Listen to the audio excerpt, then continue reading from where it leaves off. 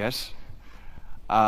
It's a huge honor to be here and to meet all the leaders of APAC here in Korea, where I was born and raised. I'm honored to tell you about myself and to share my message. I'm so proud and excited that this year, for the first time, the cultural industry was chosen as a key agenda for APAC. I'm not sure how familiar you are with K-culture or K-pop, but I'm sure you all agree that the cultural industry has great economic value and growth potential. But I'm just an artist. I am not a business leader. I don't think you want to hear any numbers or figures from me.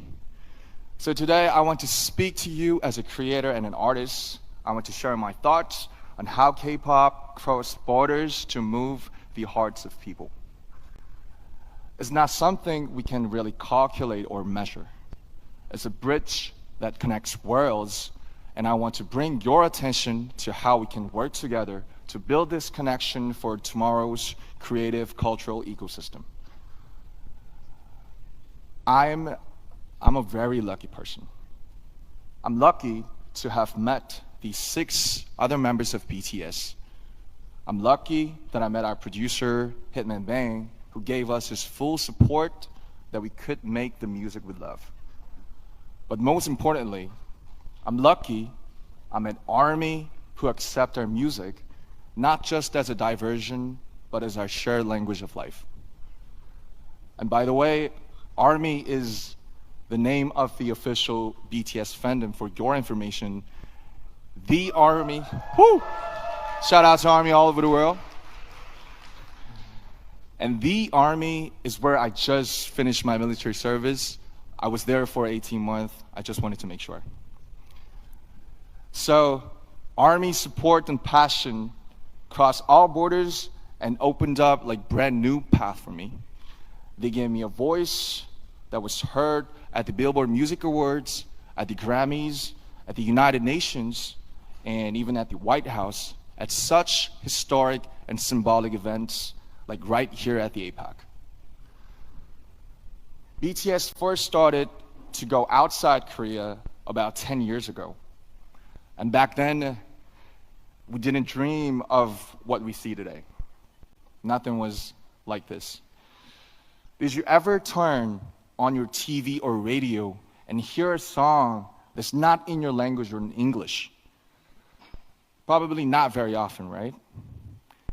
I felt how hard it is to ever hear a Korean song in an English-speaking country.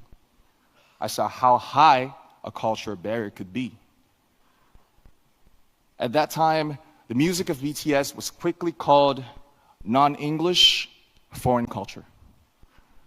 Trying to get on mainstream media through our music was like doing an experiment and a huge challenge. It was a test to see if music in Korean can work on the global stage. We tried to get on TV to show the world our music, but the doors were closed and would not move. But, as you know, we couldn't just sit around and wait. We tried to make our own opportunities. We danced in the streets. We handed out flyers to free shows. But there was something even more difficult than those. When we said we are artists from Korea, they didn't ask us about our music. They asked, are you from North Korea or South Korea? Where on earth is Korea? So we had to explain where Korea was before we could even talk about our music. And that was the reality. But we overcame those barriers, and now I'm here today sharing this precious moment with you. ARMY was the force that broke down those barriers. They used our music as the medium to carry out conversations that cross borders and languages. They were inspired by the message in the music of BTS to give to charity, to run social campaigns, and finally the world was amazed. Back then, ARMY was seen as supporters of a minority culture from Asia. Now, they shake the world as a new community and a fandom culture. Even at this very moment, they're crossing borders and breaking down barriers through the pure power of cultural solidarity.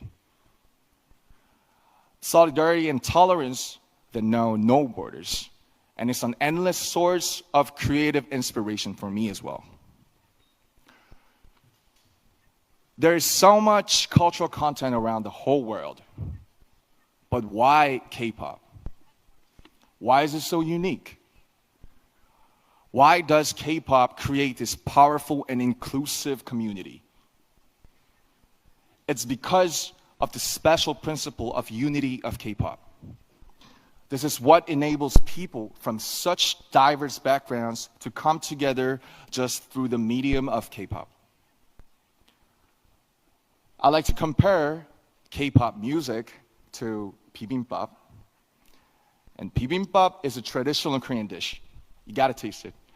So you take pop, which is rice, then you put all kinds of vegetables, meat, flavorings on top, and mix it all up. And that's the bibimbap part. And K-pop is much the same. You take Korea's unique aesthetics, emotions, and production system, but you don't turn away elements of Western music like hip-hop, R&B, or EDM. Just like bibimbap, these parts all keep their unique identities, but mix together to make something new and fresh and delightful. K-pop is not just a genre of music. It is a 360-degree total package of music, dance, performance, visual style, storytelling, music video, and even social media. K-pop's success didn't happen because one single culture was better. K-pop's success came from respecting diversity and embracing world cultures, but still holding on to Korea's unique identity. When cultural barriers come down and different voices harmonize together, there's an explosion of creative energy. This is where ARMY's borderless solidarity came from. And this is why K-pop is loved everywhere. Culture is like a river. It flows freely, different streams, sometimes coming together in harmony, just like K-pop. Coming together to carry itself far away and create something new.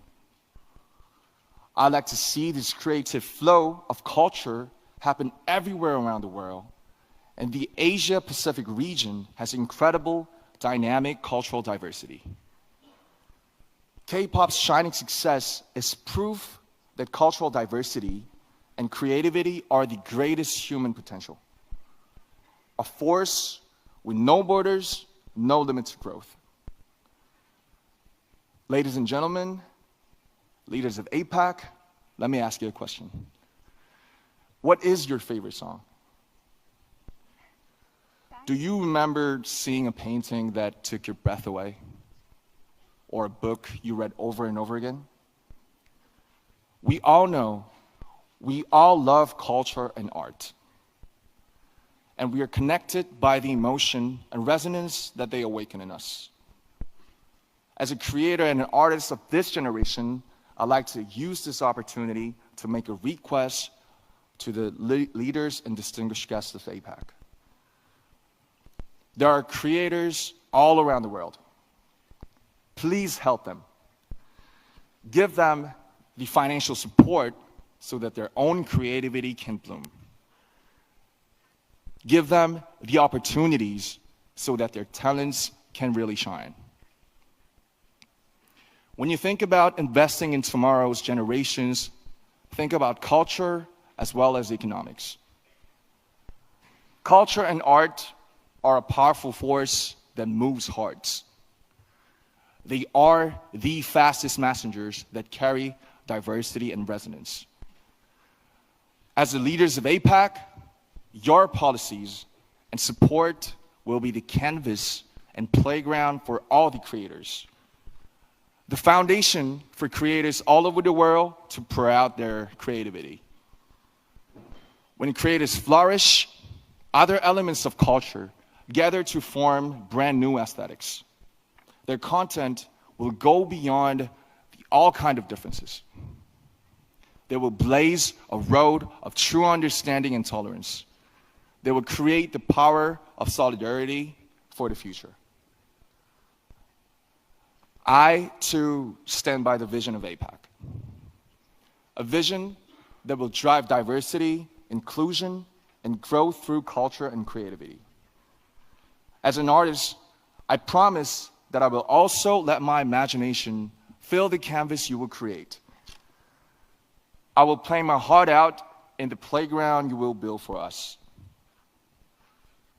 I promise that I'll do my part by sending a message of courage and hope and lots of emotions through music. A message of embracing our differences to make something better together.